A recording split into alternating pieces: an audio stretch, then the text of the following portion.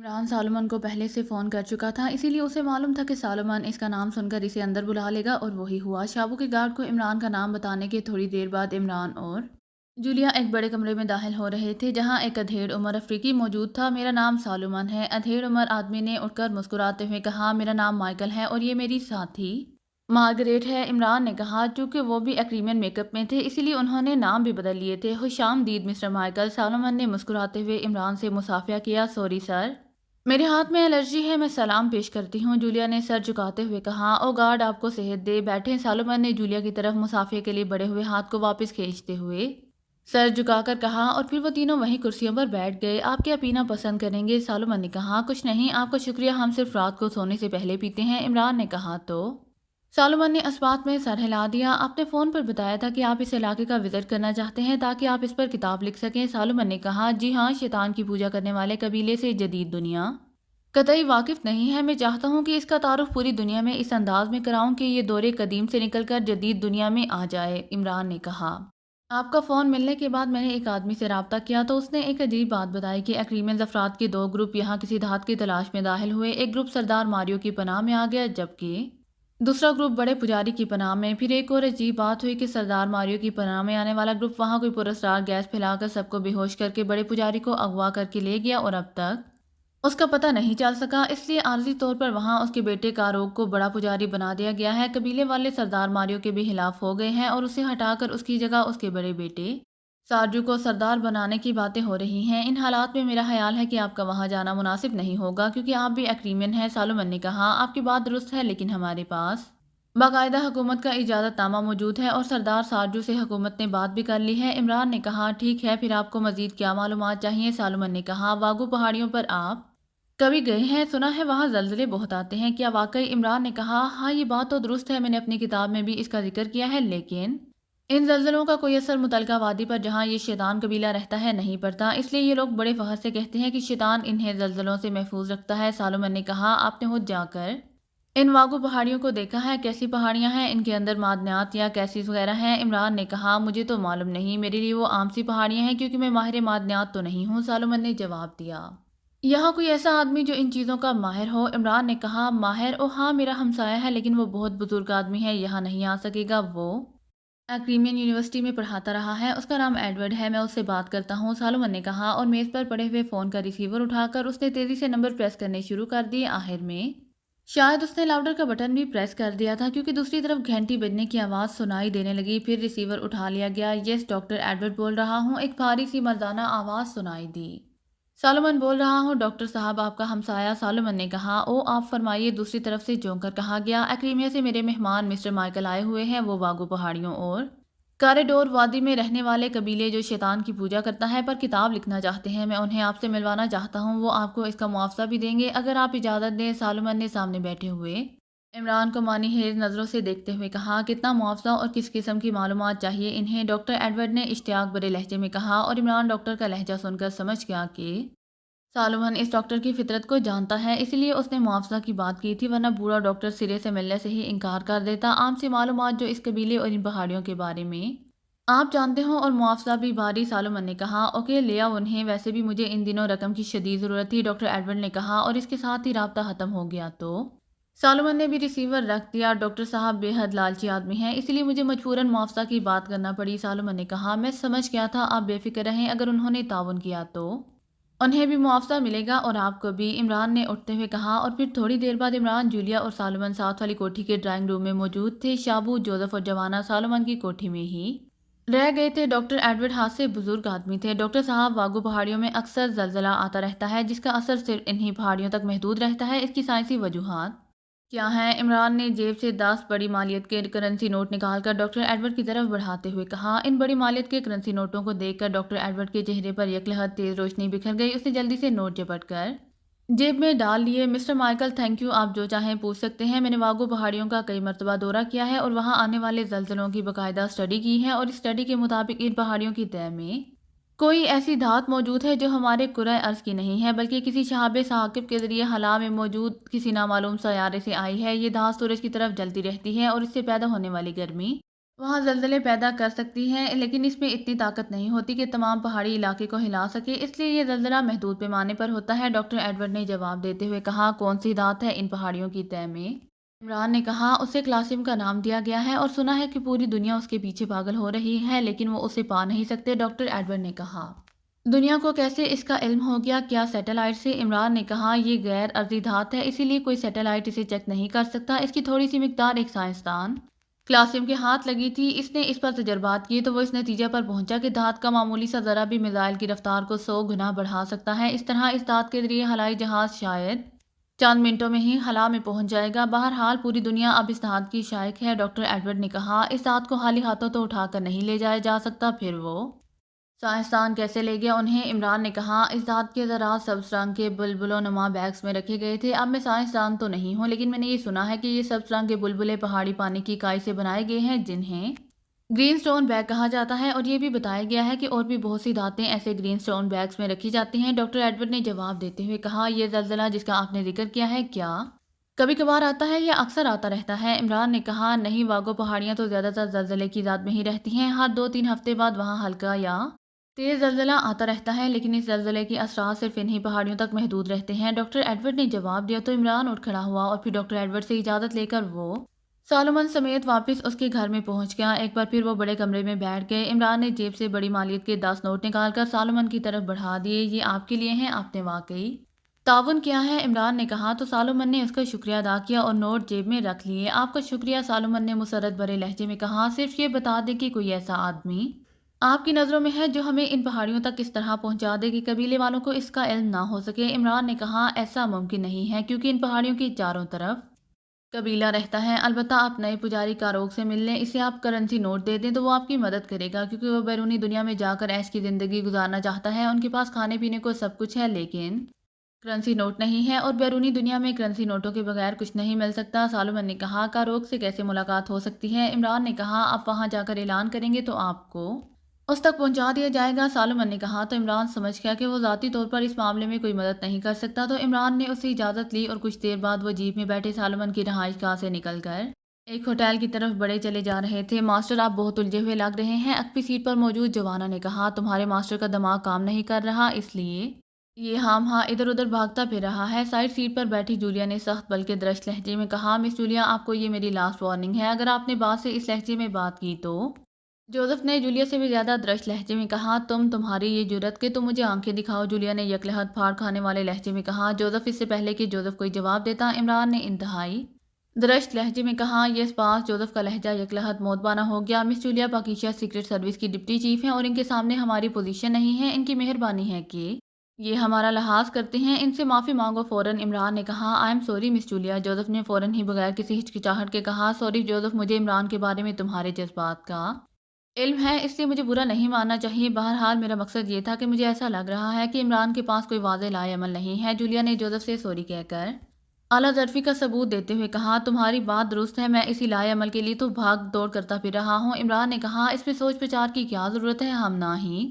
معدنیات کے ماہر ہیں اور نہ ہی ایسی خطرناک دھاتیں خود نکال سکتے ہیں، ہم نے معلوم کرنا تھا کہ یہ دھات کہاں موجود ہے، اب یہ ماہرین کا کام ہے، ہمارا نہیں۔ جولیا نے کہا، یہ پاکیشا کا علاقہ نہیں ہے، آزاد افریقی ملک ہے، ہم حکومت کی رضامندی کے بغیر کچھ کر نہیں سکتے، جبکہ دھات کا علم صرف بڑے پجاری کا تھا اور بلیک سٹار ایجنسی کے ایجنٹ بڑے پجاری کو اٹھا کر لے گئے تھے اور لامحالہ اسے تمام معلومات حاصل کر کے اسے ہلاک کر دیا گیا تھا۔ اب بھی ان کی یہی پوزیشن ہے کہ وہ خود دھات نہیں نکال سکتے لیکن ایکریمیا سپر پاور ملک ہے، وہ اس سے چھوٹے افریقی ملک کو کوئی بھی لالچ دے کر آسانی سے دھات پر قبضہ کر لے گا۔ عمران نے کہا، تمہاری بات درست ہے لیکن تم بتاؤ گے اس صورت میں ہم کیا کر سکتے ہیں؟ جولیا نے کہا، ہم نے کلاسیم دھات حاصل کرنی ہے پاکیشا کے لیے۔ عمران نے جواب دیتے ہوئے کہا، مگر کیسے؟ جولیا نے منہ بناتے ہوئے کہا، اللہ تعالیٰ کوئی نہ کوئی راستہ ضرور نکال دے گا، جہاں تمام دروازے بند نظر آ رہے ہوں وہاں اگر ہمت اور حوصلے سے ڈٹا رہے تو کوئی نہ کوئی روشن دان کھلا ہوا مل جاتا ہے، اور اب بھی یقیناً ملے گا۔ عمران نے بڑے پراعتماد لہجے میں کہا، گڈ، تمہاری یہی پراعتمادی تمہاری کامیابی کی ضامن ہے، لیکن صرف باتیں کرنے سے کچھ نہیں ہو سکتا۔ جولیا نے کہا، ہوٹل پہنچ کر سوچیں گے، عمران نے کہا اور شابو کی طرف آنکھ سے اشارہ کیا جو جیپ چلا رہا تھا، تو جولیا خاموش ہو گئی۔ پھر تھوڑی دیر بعد وہ ایک مقامی ہوٹل پہنچ گئے، یہاں شابو سمیت ہر ایک کا کمرہ علیحدہ تھا۔ عمران نے شابو کو اس کے کمرے میں جانے کا کہا اور خود وہ ساتھیوں سمیت اپنے کمرے میں آ گیا۔ کیا تمہارا خیال ہے کہ شابو کسی اور سے مل جائے گا؟ کرسی پر بیٹھتے ہی جولیا نے عمران سے مخاطب ہو کر کہا، ہمارے مقابلے ایکریمین ہے اور افریقیوں کے لیے ایکریمیا خوبصورت ترین ملک ہے، اس لیے کچھ بھی ہو سکتا ہے، ہمیں بہرحال احتیاط کرنی چاہیے، عمران نے کہا، اور جولیا نے اس بات میں سر ہلا دیا۔ وہ ایکریمین ایجنٹ تو واپس چلے گئے ہوں گے؟ چند لمحے خاموش رہنے کے بعد جولیا نے کہا، ہاں، وہ ایک مشن مکمل کر کے گئے ہیں، اب وہ ہمارے انتظار میں ہوں گے تاکہ ہمارا خاتمہ کر سکیں، لیکن ہمارا مشن ذات کا اصول ہے اور ہم دیکھیں گے کہ ہمارا رد عمل بلیک سٹار کے خلاف کیا ہونا چاہیے۔ عمران نے کہا، باس آپ سب کچھ مجھ پر چھوڑ دیں، میں اس قبیلے میں جا کر وش ڈاکٹر شاشا کی نمائندہ بن جاتا ہوں اور شاشا کی پوری دنیا سے باہر موجود تمام معدنیات کا وش ڈاکٹر ہے، اور جب قبیلے والوں کو وش ڈاکٹر شاشا کی نمائندہ حکم دے گا تو پورا قبیلہ اس دھات کی تلاش کرنے لگ جائے گا۔ جوزف نے کہا، ہمیں افرادی قوت نہیں چاہیے جوزف، ہمیں وہ دھات چاہیے اور اس کے لیے ہمیں خود وہاں جانا ہوگا۔ عمران نے کہا، پہلے تو ہم بڑے پجاری کے مہمان تھے، اب کہاں رہیں گے؟ جولیا نے کہا، باس مجھے حکم دے تو میں وہاں جا کر اپنے سردار ہونے کا اعلان کر دوں، میں قبیلے والوں پر یہ ثابت کر دوں گا کہ اصل سردار میں ہی ہوں، پھر یہ کام ہمارے لیے آسان ہو جائے گا۔ جوزف نے کہا، اصل مسئلہ یہ ہے کہ یہ قبیلہ شیطان کا پجاری ہے اور ہم ایسے قبیلے میں نہ شامل ہو سکتے ہیں اور نہ ہی اس کے سردار بن سکتے ہیں، ہم نے تو اس شیطانی معبد کو تباہ کرنا ہے، ورنہ میرے یا جوزف کے لیے وہاں کا سردار بن جانا مشکل نہیں ہے، عمران نے کہا۔ اور پھر اس سے پہلے کہ مزید کوئی بات ہوتی فون کی گھنٹی بج اٹھی۔ یس، عمران نے ریسیور اٹھا کر کان سے لگاتے ہوئے کہا، شابو بول رہا ہوں باس، وہ ایکریمینز جو بڑے پجاری کو اٹھا کر لے گئے تھے مجھے یہاں نظر آئے ہیں۔ شابو نے کہا، اچھا، کہاں دیکھا ہے تم نے؟ عمران نے چونک کر کہا، میں سامنے والے شاپنگ سینٹر کے عقب میں موجود مارکیٹ میں گیا تھا، وہاں خفیہ طور پر اسلحہ بھی فروخت ہوتا ہے، وہاں میرے ایک دوست کی شاپ ہے، میں اس کے پاس شاپ پر بیٹھا ہوا تھا کہ وہی گروپ 2 لڑکیاں اور 2 آدمی آئے، انہوں نے میرے دوست سے جدید اسلحہ خریدا جس میں کوزی گنے بھی شامل ہیں اور پھر وہ چلے گئے۔ شابو نے کہا، اب تم کہاں موجود ہو؟ عمران نے کہا، میں اسی مارکیٹ میں ہی ہوں، رات کو کھانا دوست کے گھر کھا کر واپس آؤں گا۔ شابو نے کہا، کون سی مارکیٹ ہے؟ نام بتاؤ تاکہ میں وہاں آ کر تم سے مل سکوں۔ عمران نے کہا، تو دوسری طرف سے شابو نے تفصیل بتا دی اور عمران نے اوکے کہہ کر ریسیور رکھ دیا۔ تمہارے لٹکے ہوئے چہرے پر پہلی بار جوش کے تاثرات ابھرنے لگے ہیں، کیا کوئی ہانس پا؟ جولیا نے عمران سے پوچھا تو عمران بے اختیار ہنس پڑا۔ ایک راستہ نظر آ رہا ہے، دیکھو آگے کیا ہوتا ہے، عمران نے جواب دیتے ہوئے کہا۔ راستہ؟ کون سا راستہ؟ میں سمجھی نہیں، جولیا نے حیرت بھرے لہجے میں کہا۔ شابو کو علم نہیں ہے، لیکن مجھے معلوم ہے کہ یہاں اسلحے کی خفیہ مارکیٹ میں اسلحہ اس طرح نہیں خریدا جا سکتا جیسے بازار میں فروخت ہونے والی اشیاء خریدی جا سکتی ہیں، اس کے لیے کسی مقامی ریفرنس کی ضرورت پڑتی ہے۔ بلیک سٹار کے ایجنٹوں نے جس ریفرنس کے حوالے سے اسلحہ خریدا ہوگا وہ شابو کے دوست کو معلوم ہوگا، اس ریفرنس سے ہم ان ایجنٹوں تک پہنچ سکتے ہیں، اس کے بعد ہم میدان میں اکیلے رہ جائیں گے، یہ دھات جانے اور ہم، عمران نے وضاحت کرتے ہوئے کہا۔ تو جولیا کے چہرے پر مسرت کے تاثرات ابھر آئے۔ تمہاری ذہانت واقعی قابل داد ہے، جولیا نے کہا، اسی ذہانت کی وجہ سے تو کنوارا پھر رہا ہوں کیونکہ خواتین ذہین لوگوں کو پسند نہیں کرتی، عمران نے کہا۔ تو جولیا بے اختیار ہنس پڑی۔ کیوں؟ اس کی وجہ بھی جانتے ہو؟ جولیا نے مسکراتے ہوئے کہا، ہاں، جب خاتون نے شاپنگ کرنی ہو، ذہین صاحب کو کوئی نئی کتاب پڑھنی ہوتی ہے، خاتون کوئی پرفیوم خریدنا چاہتی ہو تو ذہین صاحب پرفیوم کی مخصوص خوشبو کی بجائے اس کی ساخت پر مطالعہ پڑھنا شروع کر دیتے ہیں، عمران نے کہا۔ تو جولیا بے اختیار کھلکھلا کر ہنس پڑی اور جوزف اور جوانا ایک دوسرے کو دیکھ کر مسکرا دیے۔ جدید اور طاقتور انجن کی ایک بڑی جیپ خاصی تیز رفتاری سے ایک مضافاتی سڑک پر دوڑتی ہوئی آگے بڑھی چلی جا رہی تھی۔ ڈرائیونگ سیٹ پر ڈیانا کے گروپ کا گائیڈ کوٹو موجود تھا، جبکہ سائیڈ سیٹ پر ڈیانا اور رکبی سیٹوں پر کرسٹی، چارلز اور جیمز موجود تھے۔ وہ سب نگولا کے دارالحکومت کاشا کی طرف بڑھتے چلے جا رہے تھے۔ بلیک سٹار ایجنسی کے چیف کرنل ڈیوڈ نے ڈیانا اور اس کے سیکشن کو دوبارہ ان پہاڑیوں کی طرف اس لیے بھیجا تھا کیونکہ اسے اطلاع ملی تھی کہ عمران اور اس کے ساتھی بلیک سٹار کے پیچھے آنے کے بجائے خلاصی امداد تلاش کرنے کے لیے وہیں رک گئے تھے، جبکہ بڑے پجاری کو ڈیانا گروپ اغوا کر کے لے آیا تھا اور پھر اس سے دھات کے بارے میں معلومات حاصل کر کے اسے ہلاک کر دیا گیا تھا تاکہ وہ کسی اور کو اس کے بارے میں نہ بتا سکے۔ ویسے تو ڈیانا کے مطابق یہ مشن مکمل ہو گیا تھا اور باقی کام ماہرین کا تھا، لیکن اب انہیں خطرہ لاحق ہو گیا تھا کہ عمران اور اس کے ساتھی اسود دھات نکال کر لے جانے میں کامیاب نہ ہو جائیں، اسی لیے اس دھات کی حفاظت اسی طرح ہو سکتی تھی کہ عمران اور اس کے ساتھیوں کا خاتمہ کر دیا جائے۔ چنانچہ ڈیانا اپنے گروپ سمیت کاشا پہنچی اور پھر وہاں اسلحہ کی خفیہ مارکیٹ سے انہوں نے ایک مقامی ریفرنس کی مدد سے اسلحہ خریدا اور اب وہ جیپ میں سوار روشان کی طرف بڑھے چلے جا رہے تھے۔ کوٹو نے انہیں بتایا تھا کہ صرف ایک ہی ایسا راستہ ہے جہاں سے وہ خفیہ طور پر کسی کی نظروں میں آئے بغیر واگا پہاڑیوں تک پہنچ سکتے ہیں۔ ایک زیر زمین خفیہ سرنگ کے ذریعے وہ ایک ایسی غار تک پہنچ جائیں گے جہاں وہ آسانی سے کئی روز تک کسی کی نظروں میں آئے بغیر رہ سکتے ہیں اور اس سرنگ سے گزرے بغیر کوئی واگا پہاڑیوں کے اندر نہیں پہنچ سکتا، لہٰذا یقیناً عمران اور اس کے ساتھی بھی اس سرنگ کے راستے ہی وہاں جائیں گے اور ان پر اچانک حملہ کر کے ان کا آسانی سے خاتمہ کیا جا سکتا ہے۔ میڈم، اچانک عقبی سیٹ پر بیٹھے ہوئے چارلس نے ڈیانا سے مخاطب ہو کر کہا۔ یس، فرنٹ سیٹ پر بیٹھی ہوئی ڈیانا نے گردن پیچھے کی طرف موڑتے ہوئے کہا، کیا یہ ضروری ہے کہ عمران اور اس کے ساتھی اس سرنگ ہی آئیں گے؟ चार्ल्स ने कहा, हाँ कोटू का यही दावा है और ये हमसे ज़्यादा वहाँ के बारे में वाकफियत रखता है। डयाना ने जवाब देते हुए कहा, मैडम इमरान के बारे में मशहूर है कि वो आम रास्ते कभी इस्तेमाल नहीं करता। वो ऐसा रास्ता इस्तेमाल करता है जिसे क्रॉस करना आमतौर पर बेहद मुश्किल बल्कि नामुमकिन समझा जाता है और यही उसकी कामयाबियों के राजों में से एक अहम राज है। चार्ल्स ने कहा, कोटू तुम बताओ।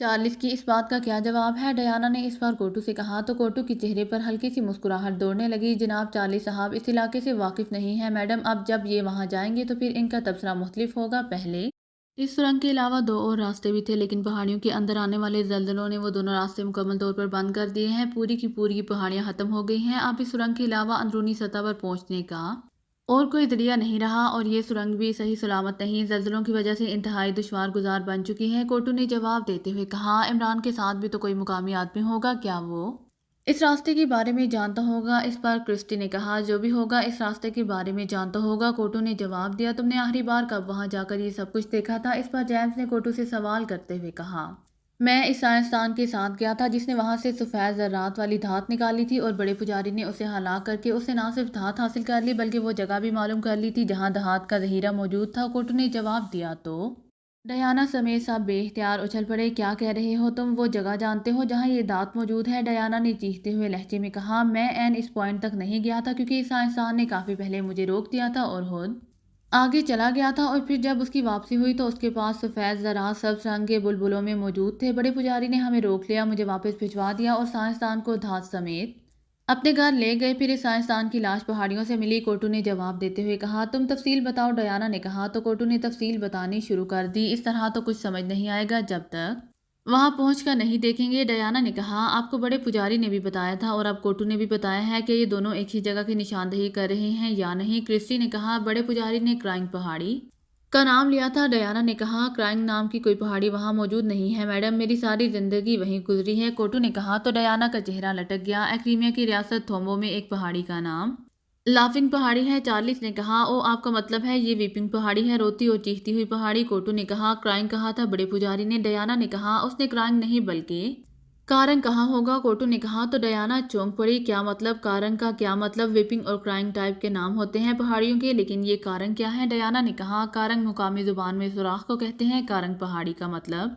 जिसकी चट्टानों में कुदरती तौर पर सुराख बने हुए हों। कोटू ने जवाब दिया कि ये सुरंग इस रंग का पहाड़ी में है। डयाना ने कहा, तकरीबन कहा जा सकता है। कोटू ने जवाब देते हुए कहा, फिर वाकई मुझसे समझने में गलती हुई है। डयाना ने कहा, लेकिन मैडम वहाँ सुरंग में रहने में तो हमें खासी प्रॉब्लम होगी, खाना पीना, रोशनी, सर्दी गर्मी, आखिर कैसे और कितने दिन हमें वहाँ गुजारने होंगे? जेम्स ने कहा, तुम ठीक कह रहे हो जेम्स, मुझे भी कई बार इसका ख्याल आया लेकिन फिर मैं भूल गई। डयाना ने कहा, कोटू ने इस बारे में सोचा होगा। क्यों कोटू? क्रिस्टी ने कहा, हम मर्द लोग तो वहाँ रह सकते हैं लेकिन खवातीन का मसला है। चलें एक और काम कर लेते हैं। सुरंग के करीब ही एक इंतहाई घना छोटा सा पहाड़ी जंगल है। इसमें एक मुकामी आदमी कार्बो ने एक बड़ा छप्पर बनाया हुआ है जो अब खाली पड़ा है क्योंकि कार्बो बैरूनी दुनिया में चला गया है। हम वहाँ रह लेंगे। कोटू ने कहा, उसने बाकी आबादी से हटकर जंगल में क्यों छप्पर बनाया है? डयाना ने कहा, उसने शैतान के खिलाफ बातें की थी इसलिए उसे कबीले से निकाल दिया गया और वह यहाँ जंगल में आ गया। फिर कुछ अरसे बाद वो बैरूनी दुनिया में चला गया और फिर कभी वापस नहीं आया। कोटू ने जवाब देते हुए कहा, इस छप्पर में हमें और क्या सहूलियात मिल सकती हैं? डयाना ने कहा, छप्पर के करीब कुदरती पानी का चश्मा है और छप्पर इस अंदाज में बनाया गया है कि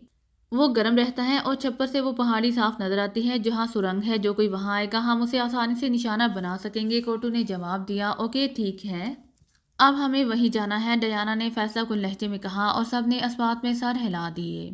शैतान के पुजारी कबीले के बड़े पुजारी के बारे में जब कई रोज तक मालूम ना हो सका तो कबीले के बड़े सरदार और चार छोटे सरदारों ने बड़े पुजारी के बड़े बेटे कारोग को मुस्तकिल बड़ा पुजारी नामजद कर दिया और अब गुज़िश्ता कई दिनों से कारोग ही बड़े पुजारी के फराइज सर अंजाम दे रहा था। कारोग इस वक्त शैतान के माबद के एक कोने में दीवार के साथ पुश लगाए बैठा था। उसकी आंखें बंद थी और पेशानी पर सोच की लकीरें नुमाया थी कि उसे कदमों की आवाज़ सुनाई दी तो उसने आंखें खोल दी। उसके साथ ही उसके होंठों पर मुस्कुराहट फैल गई। आने वाला नौजवान मंगूटा था जो ना सिर्फ इसका गहरा दोस्त था और हम उम्र था बल्कि वो तवील अरसे तक बैरूनी दुनिया में रहने की वजह से पूरे कबीले में अक्लमंद समझा जाता था। उसे बैरूनी दुनिया की कई जुबानें आती थी क्योंकि वो वहाँ बड़े बड़े होटलों में बतौर वेटर काम करता रहा था। मंगूटा कारोग का गहरा दोस्त था और उसके बुलाने पर बैरूनी दुनिया से यहाँ आया हुआ था क्योंकि कारोग बाप के अगवा के बाद उसके वापस ना आने से परेशान था और उसे खतरा था कि कहीं कबीले वाले उसके खिलाफ ना हो जाए। लेकिन मंगूटा ने आकर ना सिर्फ اس کی ڈھارس بندھائی، بلکہ بڑے سردار اور چھوٹے سرداروں کو اس بات پر بھی قائل کر لیا کہ کاروگ کو بڑا پجاری نامزد کر دیا جائے تاکہ شیطانی محبت میں پوجا میں ناغہ نہ آئے اور اس کی باتیں لوگوں کی سمجھ میں آ گئی۔ اس طرح کاروگ بڑا پجاری بن گیا تھا۔ آؤ منگوٹا آؤ بیٹھو، کاروگ نے مسکراتے ہوئے کہا۔ کیا ہوا تمہیں؟ خاموش کیوں بیٹھے ہو؟ کیا اپنے والد کو یاد کر رہے ہو؟ منگوٹا نے سامنے آ کر بیٹھتے ہوئے کہا۔ میں سوچ رہا ہوں کہ کتنا بڑا انقلاب آ گیا ہے کہ میں بڑا پجاری بن گیا ہوں، ورنہ میرے اندازے کے مطابق 10-15 سال تک تو ایسا ہو ہی نہیں سکتا تھا۔ کاروگ نے مسکراتے ہوئے کہا۔ اب تم بڑے پجاری بن چکے ہو، اس لیے اب اس بارے میں سوچنا چھوڑ دو۔ البتہ یہ سوچو کہ اگر یہ ایکریمین دھات کی تلاش میں دوبارہ یہاں آئے تو پھر تمہارا کیا رد عمل ہوگا؟ منگوٹا نے کہا۔ تو کاروگ بے اختیار چونک پڑا۔ دوبارہ آئیں گے؟ کیوں؟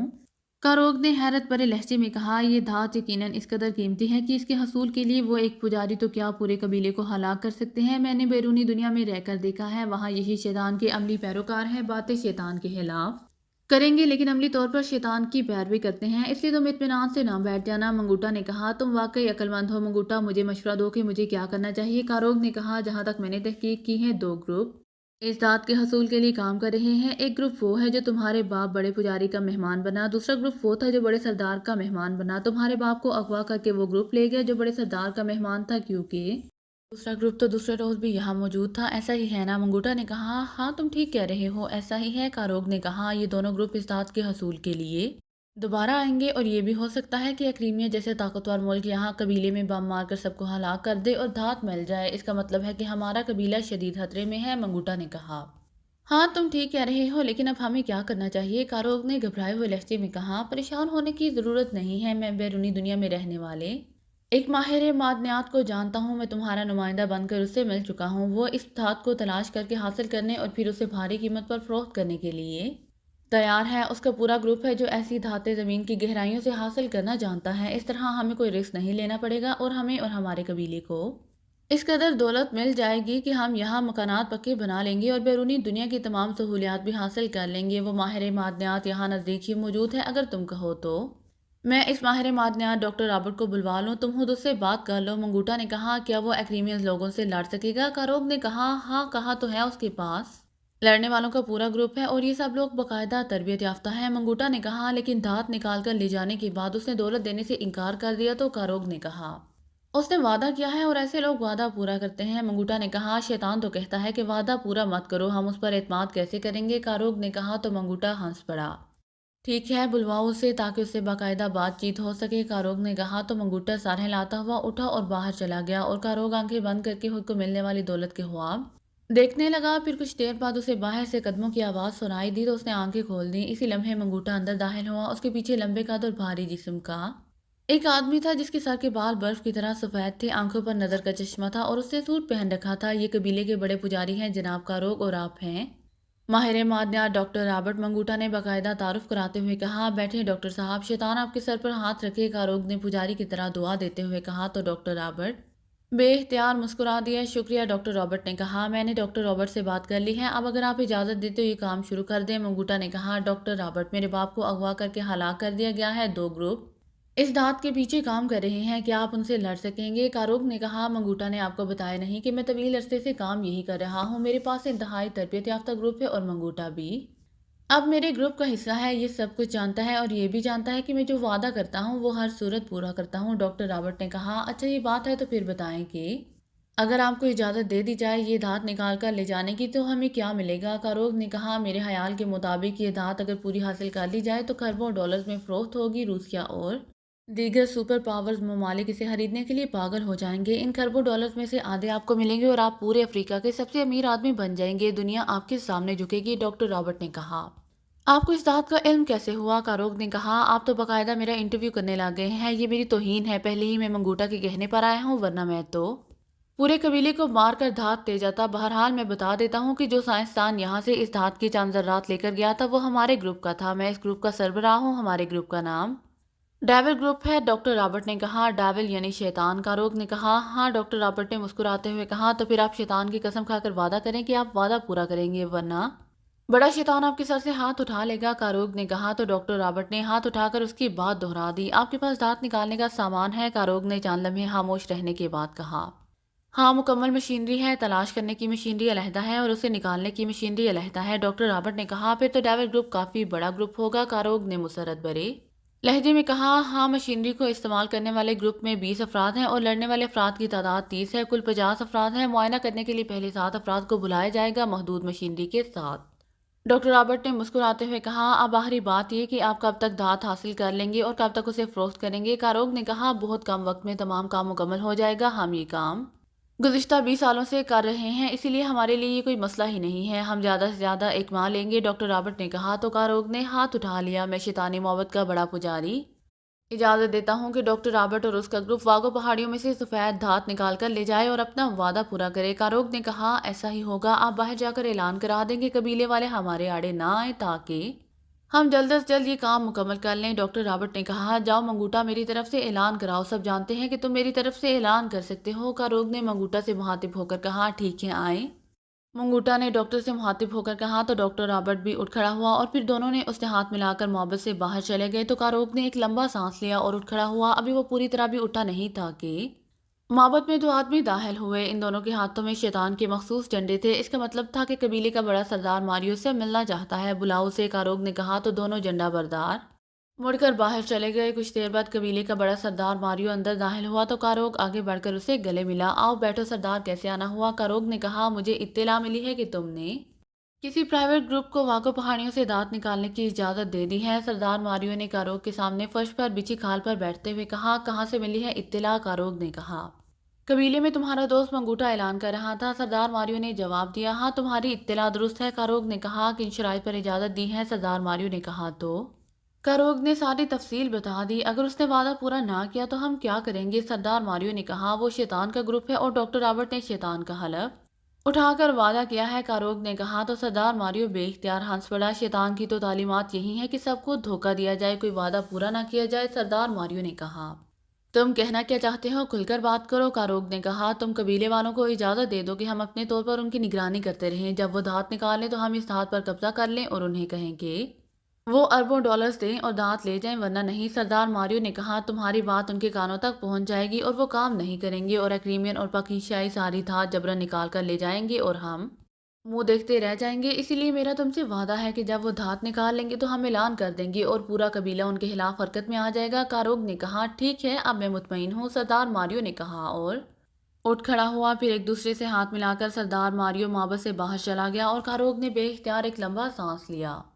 عمران اور شابو اس وقت خفیہ مارکیٹ میں موجود تھے، جہاں سے شابو کے بقول بلیک سٹار کے ایجنٹوں نے اسلحہ خریدا تھا۔ شابو نے فون کر کے عمران کو اس بارے میں بتا دیا تھا اور عمران اسے پتہ معلوم کر کے اس کے پاس مارکیٹ میں پہنچ گیا تھا۔ شابو نے اپنے دوست اور دکان کے مالک کاکوش سے عمران کو ملوا دیا۔ کاکوش انہیں دکان کے عقب میں موجود کمرے میں لے گیا اور اس نے فون کر کے کسی کو چائے لانے کا کہہ دیا۔ آپ خصوصی طور پر مجھ سے ملنے آئے ہیں، کیا کوئی خاص بات ہے؟ کاکوش نے عمران سے مخاطب ہو کر کہا، ہاں میں نے پوچھنا ہے کہ ایکریمین ایجنٹوں کو تم نے اسلحہ فروخت کیا ہے، اس کے لیے مقامی ریفرنس کیا دیا گیا ہے؟ عمران نے کہا، آپ کو شابو نے بتایا ہے؟ کاکوش نے سخت لہجے میں پوچھا۔ اس بات کو چھوڑو کہ کس نے بتایا ہے، ایسی باتیں چھپی نہیں رہتی، ہو سکتا ہے ہمارے آدمی پہلے سے ہی ان کے پیچھے ہوں۔ عمران نے گول مول جواب دیتے ہوئے کہا، I am sorry mister Michael, آپ چائے پی کر جا سکتے ہیں، ریفرنس خفیہ ہوتے ہیں اس لیے میں کچھ نہیں بتا سکتا۔ کاکوش نے سخت لہجے میں کہا، تمہارا نام سامنے نہیں آئے گا، بے فکر ہو۔ عمران نے کہا، سوری مسٹر، میں نے جو کہنا تھا سو کہہ دیا، میں باہر جا رہا ہوں۔ کاکوش نے ایک جھٹکے سے اٹھتے ہوئے کہا۔ تو عمران نے جیب سے بڑی مالیت کے 2 کرنسی نوٹ نکال کر کاکوش کی طرف بڑھا دیے، یہ واپس رکھے، مجھے ان کی ضرورت نہیں ہے، کاکوش نے کہا اور پھر وہ تیزی سے باہر نکل گیا۔ میں شرمندہ ہوں جناب، میرا نہیں خیال تھا کہ یہ اس قدر سخت رویہ اختیار کرے گا۔ شابو نے کہا، فکر مت کرو، ویسے بھی میں نے تمہاری وجہ سے سختی نہیں کی۔ عمران نے کہا، اب آپ کیا کریں گے جناب؟ شابو نے کہا، اس کا گھر کہاں ہے جانتے ہو؟ عمران نے کہا، ہاں یہاں سے قریب ہی ایک چھوٹی سی کالونی ہے، سٹار کالونی میں اس کا گھر ہے، میں کئی بار وہاں جا چکا ہوں۔ شابو نے جواب دیا، اوکے آؤ چلیں، عمران نے کہا اور واپس مڑ گیا۔ گو انہوں نے چائے نہیں پی تھی لیکن دکان میں موجود کاکوش نے ان سے کوئی بات نہ کی۔ اوکے کاکوش، پھر ملیں گے، شابو نے قریب سے گزرتے ہوئے مسکرا کر کہا تو کاکوش نے اس کی طرف دیکھے بغیر اس بات میں سر ہلا دیا۔ تھوڑی دیر بعد عمران شابو کے ساتھ جیپ میں بیٹھا سٹار کالونی کی طرف بڑھا چلا جا رہا تھا۔ دکانیں یہاں کس وقت بند ہوتی ہیں؟ سائڈ سیٹ پر بیٹھے عمران نے ڈرائیونگ سیٹ پر بیٹھے شابو سے مخاطب ہو کر کہا، 2 گھنٹوں کے بعد بند ہو جائیں گی۔ شابو نے کہا، یہ کاکوش دکان بند کر کے گھر آتا ہے یا کسی کلب وغیرہ میں چلا جاتا ہے؟ عمران نے کہا، سارا دن کام کر کے یہ لوگ بہت تھک جاتے ہیں، اسی لیے سیدھے گھر آتے ہیں اور کھانا کھا کر سو جاتے ہیں۔ کلب وغیرہ تو یہ ویکینڈ پر جاتے ہیں۔ شابو نے جیپ ایک کوس درجے کی کالونی کی طرف موڑتے ہوئے کہا، ٹھیک ہے، جیپ کسی پبلک پارکنگ میں روک دینا، ہمیں 2 گھنٹے یہیں گزارنے ہوں گے۔ عمران نے کہا، آپ اسے زبردستی معلوم کرنا چاہتے ہیں، لیکن یہ کام تو وہیں دکان پر بھی ہو سکتا تھا۔ شابو نے کہا، نہیں، ہم وہاں لوگوں کی نظروں میں آ جاتے اور ریفرنس تک بھی اطلاع پہنچ جاتی اور وہ غائب ہو جاتا۔ عمران نے کہا تو شابو نے اس بات میں سر ہلا دیا۔ پھر ایک سڑک پر جیپ موڑ کر وہ ایک کوٹھی کے سامنے رک گئے۔ کوٹھی کا گیٹ بند تھا اور باہر کوئی گارڈ موجود نہیں تھا، بلکہ کسی بھی کوٹھی کے سامنے کوئی سیکیورٹی گارڈ نظر نہیں آ رہا تھا۔ اس سے پتہ چلتا تھا کہ یہاں اوس درجے کے لوگ رہتے ہیں۔ ٹھیک ہے، وہ سامنے پبلک پارکنگ ہے، وہاں جیپ روک دو، عمران نے کہا تو شابو نے اس بات میں سر ہلا کر اس کے حکم کی تعمیل کر دی۔ تم یہیں رکو، میں اکبی طرف کا راؤنڈ لگا کر آتا ہوں، عمران نے کہا، اور جیپ سے اتر کر وہ پیدل چلتا ہوا سڑک کراس کر کے کوٹھی کی سائڈ پر جانے والی درمیانی سڑک کی طرف بڑھتا چلا گیا۔ سڑک تقریباً خالی تھی، اکا دکا پرانے ماڈل کی گاڑیاں آتی جاتی دکھائی دے رہی تھی۔ کوٹھی کے عقب میں ایک پتلی سی گلی تھی جس میں کوڑا کرکٹ کے ڈرم موجود تھے۔ عمران نے ادھر ادھر دیکھا اور پھر اچھل کر وہ ایک ڈرم پر چڑھا اور دوسرے لمحے وہ دیوار پر پیر رکھ کر دوسری طرف کود گیا۔ اس کے کودنے سے ہلکا سا دھماکہ ہوا اور عمران ممکنہ در عمل سے بچنے کے لیے پودوں کی باڑ کے پیچھے چھپ گیا۔ اس کی نظریں سائڈ گلی پر جمی ہوئی تھی۔ کوٹھی کا رقبہ بھی تھوڑا تھا اور اس کی طرز تعمیر بھی سادہ تھی، لیکن نقشہ باقاعدہ بڑی کوٹھیوں جیسا تھا۔ جب کچھ دیر تک دھماکے کا رد عمل سامنے نہ آیا تو وہ باڑ کے پیچھے سے نکلا اور سائڈ گلی سے ہوتا ہوا فرنٹ کی طرف آ گیا، لیکن وہاں بھی خاموشی طاری تھی۔ یوں لگتا تھا جیسے کوٹھی خالی ہے، لیکن پھر ایک کمرے میں اسے ایک ادھیڑ عمر آدمی بیٹھا ٹی وی دیکھتا نظر آ گیا۔ انداز سے وہ کوئی ملازم دکھائی دیتا تھا، اس آدمی کے علاوہ اور وہاں کوئی نہیں تھا۔ پھر عمران نے پوری کوٹھی چیک کر لی، لیکن وہاں اس ملازم کے علاوہ کوئی نہیں تھا۔ وہ واپس اکبی طرف مڑ گیا، پھر اچھل کر اکبی دیوار پر چڑھا اور کوڑے کے ڈرم پر چڑھ کر نیچے آ گیا۔ اب ایک بار پھر وہ سائڈ سڑک پر موجود تھا۔ سڑک کراس کر کے وہ واپس پبلک پارکنگ میں آ گیا جہاں شابو جیپ کے اندر بیٹھا ہوا تھا۔ عمران کو دیکھ کر وہ باہر آ گیا، میں اندر کوٹھی چیک کر آیا ہوں، کوٹھی کے اندر صرف ایک ملازم ہے اور کوئی نہیں ہے، عمران نے کہا۔ اس کی بیوی اور بچے کہیں گئے ہوئے ہوں گے، شابو نے کہا، یہ ہمارے لیے اچھا ہے، لیکن کہیں وہ کسی کلب نہ چلا جائے، عمران نے کہا۔ اس کا پسندیدہ کلب راڈش ہے، پھر ہمیں وہاں جانا ہوگا، شابو نے کہا۔ دیکھو، ابھی تو انتظار کرنا ہوگا، عمران نے کہا، اور پھر وہ جیپ میں بیٹھ گئے تاکہ ان کی موجودگی مارک نہ ہو سکے۔ پھر تقریباً 1.5 گھنٹے بعد ایک پرانے ماڈل کی کار اس کوٹھی کے گیٹ کے سامنے رکی اور پھر 3 بار مخصوص انداز میں ہارن بجایا گیا۔ تھوڑی دیر بعد گیٹ کھلا اور کار اندر چلی گئی اور پھر گیٹ بند کر دیا گیا۔ یہ کاکوش تھا، شابو نے کہا۔ ہاں، میں نے دیکھ لیا ہے اسے، عمران نے کہا اور جیپ سے نیچے اتر آیا۔ میں ساتھ آؤں، شابو نے کہا۔ ہاں، آ جاؤ، شاید ضرورت پڑ جائے، عمران نے چند لمحے توقف کے بعد کہا تو شابو بھی جیپ سے نیچے اتر آیا اور عمران نے سائڈ سیٹ کو اٹھا کر اس کے نیچے بنے ہوئے باکس میں سے ایک گیس پسٹل نکالا اور اسے جیب میں ڈال لیا۔ تم ابھی یہیں رکو، میں اندر سے گیٹ کھول دوں گا، پھر تم جیپ سمیت اندر آ جانا۔ جیپ کا زیادہ دیر یہاں رکنا مشکوک ہو سکتا ہے، عمران نے کہا۔ یس سر، شابو نے جواب دیا تو عمران سڑک کراس کر کے کوٹھی کی سائڈ میں جانے والی سڑک کی طرف بڑھ گیا۔ کوٹھی کے عقب میں پہنچ کر اس نے ادھر ادھر دیکھا اور جیب سے گیس پسٹل نکال کر اس نے اس کا رخ اندر کی طرف کیا اور پھر ٹریگر دبا دیا۔ یکے بعد دیگرے 2 نیلے رنگ کے کیپسول دیوار کے اوپر سے گزر کر اندر جا گرے۔ پھر ایسی آواز سنائی دی جیسے اندر 2 پٹاخے چلائے گئے ہوں۔ عمران آگے بڑھ گیا اور کوڑے والے ڈرم پر چڑھ کر دیوار پھلانگ کر اندر کود گیا اور پھر وہ محتاط انداز میں آگے بڑھنے لگا۔ اگرچہ اسے یقین تھا کہ کاکوش اور اس کا ملازم دونوں بے ہوش پڑے ہوں گے، لیکن پھر بھی احتیاط اس کے خون میں شامل ہو چکی تھی اور پھر تھوڑی دیر میں اس نے چیک کر لیا کہ کاکوش ایک کمرے میں کرسی پر لڑکا ہوا تھا، جبکہ وہ ملازم جو عمران کو پہلے ٹی وی دیکھتا ہوا دکھائی دیا تھا اب کچن میں فرش پر بے ہوش پڑا ہوا تھا۔ عمران کو معلوم تھا کہ اس قید سے بے ہوش ہونے والے انسان کو آج سے 6 گھنٹوں سے پہلے ہوش نہیں آ سکتا، اس لیے وہ اطمینان بھرے انداز میں گیٹ کی طرف بڑھ گیا۔ اس نے پہلے چھوٹا گیٹ کھول کر باہر آ کر ہاتھ اونچا کر کے شابو کو اندر آنے کا اشارہ کیا اور پھر مڑ کر چھوٹے گیٹ سے اندر آ گیا۔ اس نے چھوٹا گیٹ اندر سے بند کیا اور پھر بڑا گیٹ کھول دیا۔ چند لمحوں بعد شابو جیپ چلاتا ہوا آیا اور جیپ اندر لے جا کر اس نے سائڈ پر بنے ہوئے پورچ میں روک دی۔ وہاں پرانے ماڈل کی کار موجود تھی جس پر سوار ہو کر کاکوش گھر آیا تھا۔ عمران نے گیٹ بند کر دیا۔ وہ دونوں بے ہوش پڑے ہیں، تم اسٹور سے رسی لے کر آؤ تاکہ انہیں باندھ کر ان سے پوچھ گچھ کی جا سکے، عمران نے شابو سے کہا۔ یس باس، شابو نے کہا اور تیز تیز قدم اٹھاتا ہوا عمارت کی طرف بڑھ گیا، جبکہ عمران اس کمرے کی طرف بڑھ گیا جہاں کاکوش کرسی پر لڑکا ہوا پڑا تھا۔ عمران وہیں ایک کرسی پر بیٹھ گیا، فون بھی اسی کمرے میں موجود تھا۔ کچھ دیر بعد شابو کمرے میں داخل ہوا تو اس کے ہاتھ میں رسی کا بنڈل موجود تھا۔ عمران نے شابو کے ساتھ مل کر کاکوش کو کرسی پر رسی سے اچھی طرح باندھ دیا۔ اب تم گیٹ پر رکو، میں اس سے پوچھ گچھ کر لوں، ایسا نہ ہو کہ اس کا کوئی ساتھی اچانک ہمارے سروں پر آ کھڑا ہو، عمران نے کہا۔ یس سر، شابو نے کہا اور کمرے سے باہر نکل گیا۔ شابو کے جانے کے بعد عمران نے اٹھ کر کاکوش کی ناک اور منہ دونوں ہاتھوں سے بند کر دیے۔ کچھ دیر بعد جب کاکوش کے جسم میں حرکت کے آثار نمودار ہونے لگے تو اس نے ہاتھ ہٹائے اور سامنے موجود کرسی پر بیٹھ گیا۔ کچھ دیر بعد کاکوش نے کراہتے ہوئے آنکھیں کھول دی۔ تم مجھے دیکھ کر حیران ہو رہے ہو یا اپنے آپ کو بندھا ہوا دیکھ کر؟ عمران نے اس کے چہرے اور آنکھوں میں حیرت کے تاثرات ابھرتے دیکھ کر کہا، تم یہاں میرے گھر میں، کیا مطلب؟ اور تم نے مجھے باندھا کیوں ہوا ہے؟ کاکوش نے کہا تو عمران بے اختیار ہنس پڑا۔ تمہارا کیا خیال ہے کہ تمہارے ریفرنس نہ بتانے سے ہم خاموش ہو کر چلے جائیں گے؟ یہ ملکی معاملات ہیں کاکوش، انفرادی کام نہیں ہے، اسی لیے ہمیں بہرحال یہ ریفرنس معلوم کرنا ہے۔ عمران نے سرد لہجے میں کہا، سوری تم اب معلوم نہیں کر سکو گے، کاکوش نے انتہائی مضبوط لہجے میں کہا تو عمران سمجھ گیا کہ کاکوش ذہنی طور پر ضدی واقع ہوا ہے۔ یہ ایسے لوگ ہوتے ہیں جو مر جانا قبول کر لیتے ہیں لیکن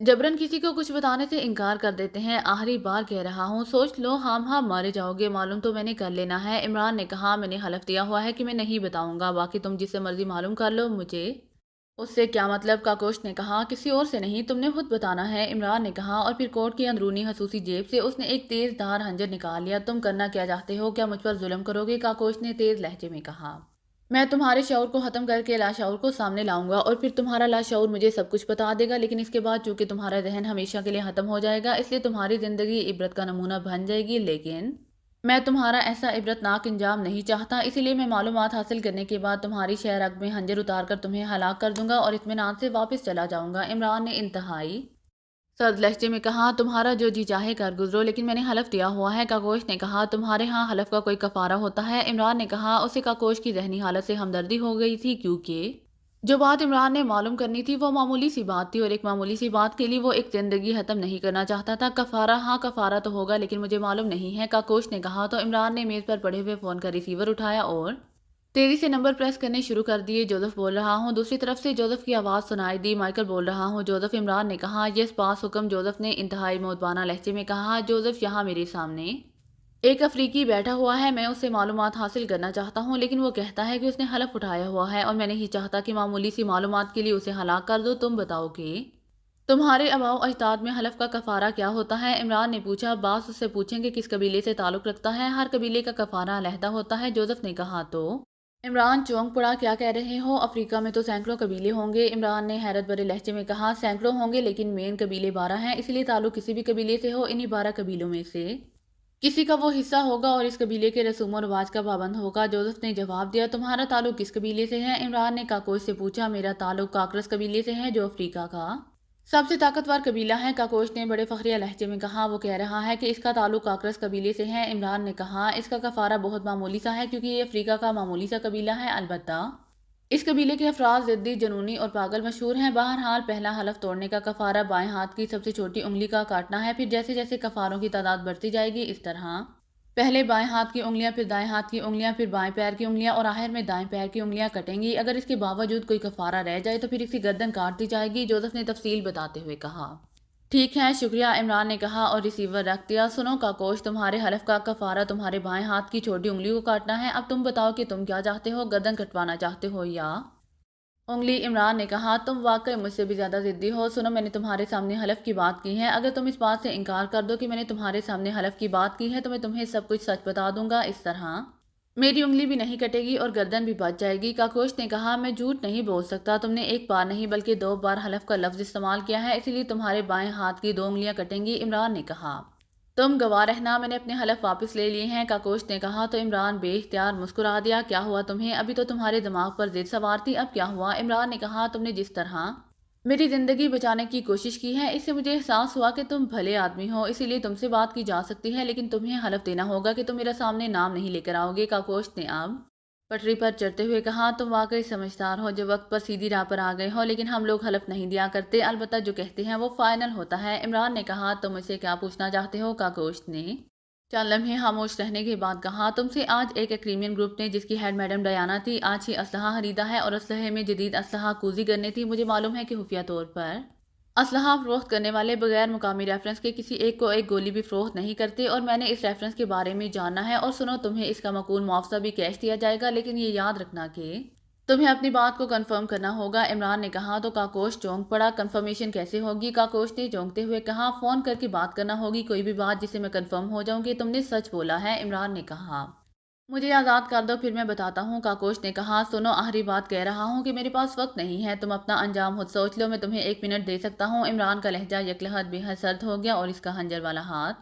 قدرے اوپر کو اٹھ گیا۔ انہوں نے لیڈی ہیلن کا ریفرنس دیا تھا، اسٹار کلب کی مالکہ اور جنرل منیجر لیڈی ہیلن۔ اس بار کاکوش نے قدرے گھبرائے ہوئے لہجے میں فوراً جواب دیتے ہوئے کہا، اس کا فون نمبر کیا ہے؟ عمران نے کہا تو کاکوش نے نمبر بتا دیا۔ عمران نے وہاں موجود فون کا ریسیور اٹھایا اور نمبر پریس کرنے شروع کر دیے۔ دوسری طرف گھنٹی بجنے کی آواز سنائی دینے لگی تو عمران نے ریسیور کاکوش کے کان سے لگا دیا۔ یہ star club.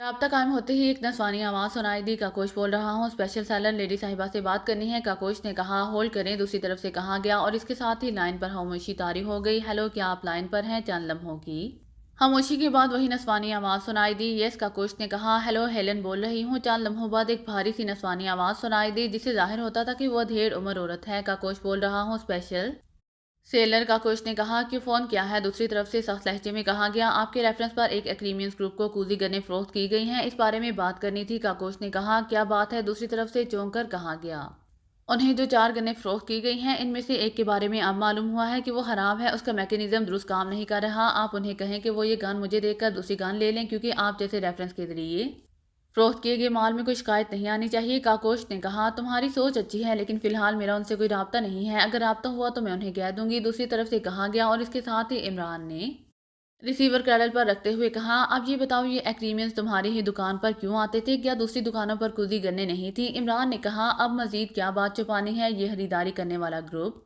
Black star agency کے سپر ایجنٹوں کا ہے جن کی چیف مس ڈیانا ہے، اور میں بلیک سٹار کے پاس باقاعدہ رجسٹرڈ ہوں، اور چونکہ مجھے رجسٹرڈ لیڈی ہیلن نے کرایا تھا اس لیے ان کا فون بطور ریفرنس ضرور آتا ہے۔ کاکوش نے جواب دیا، اب میرے جانے کے بعد تم فوراً کسے فون کرو گے؟ لیڈی ہیلن کو یا مس ڈیانا کو بولو، عمران نے کہا تو کاکوش بے اختیار ہنس پڑا۔ اس کا مطلب ہے کہ تم ان باتوں کو گہرائی میں نہیں جانتے، انہیں فون کرنے سے تمہارا تو پتہ نہیں کچھ بگڑے گا یا نہیں، لیکن مجھے اور میرے پورے خاندان کو ہلاک کر دیا جائے گا، اس لیے تو میں تمہاری آمد سے بھی انکار کر دوں گا تاکہ اپنی جان بچا سکوں۔ کاکوش نے کہا، گڈ، تم واقعی ذہین آدمی ہو۔ ویسے ایک بات بتا دوں، تم چاہے انہیں فون بھی کر دو تب بھی ہمارا کوئی نقصان نہیں ہوگا بلکہ الٹا فائدہ ہی ہو سکتا ہے، عمران نے کہا اور آگے بڑھ کر اس کی رسی کھولنا شروع کر دی۔